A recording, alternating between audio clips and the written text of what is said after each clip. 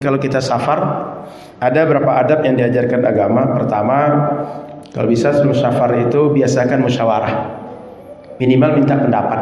Karena boleh jadi ada perjalanan itu kita nggak tahu medannya. Ada orang yang paham, sehingga kalau kita minta pendapat, kita bisa mempersiapkan segala sesuatu yang terkait dengan perjalanan.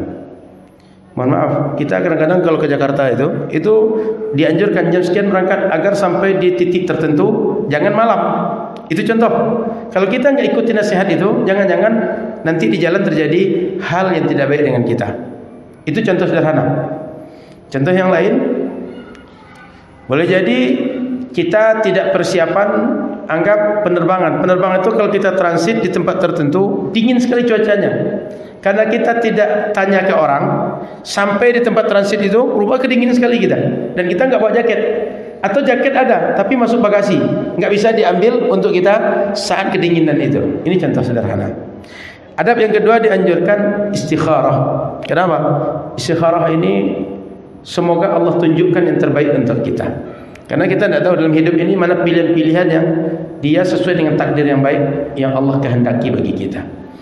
Yang ketiga, sebaiknya taubat dari maksiat sebelum melakukan perjalanan. Kenapa? Kita tidak tahu di perjalanan kita mati atau tidak, bisa balik atau tidak, masih bisa melanjutkan ketaatan atau tidak.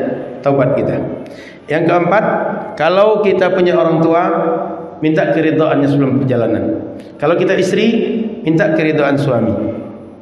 Kemudian adab selanjutnya, usahakan nafkah kita halal, sehingga kita tidak dipersulit oleh sebab nafkah-nafkah haram dan berbagai hal yang nanti mungkin kita niatkan, yang penting dapat sajalah. Jangan.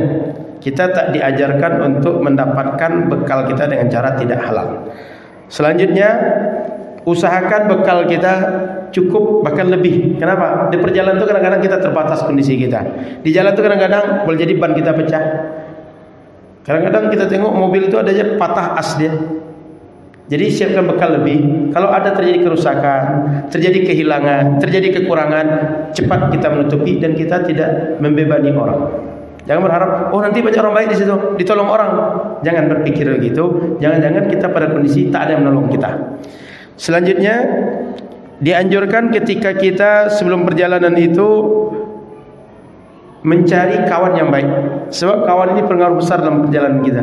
Apalagi kita tak bisa lepas dari dia. Baik kawan bisa terbawa baiknya, tapi buruk kawan takut terbawa dengan buruk perangai kawan itu. Mohon maaf kalau di sini kawan kita pauta, pergi haji umroh dengan dia pauta juga. Asal duduk di hotel, mauta kerja dia. Baik duduk di balkon, duduk di resepsionis, duduk di kamar, di ruang makan, asal duduk mauta.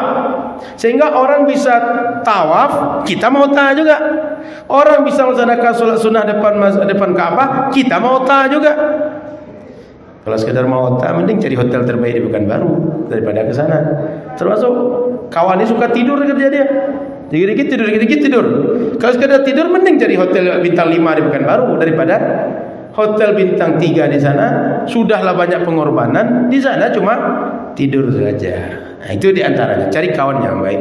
Usahakan berteman dengan kawan yang dekat dengan kita, tapi kawan itu orang yang baik perangai dan kebiasaan dia.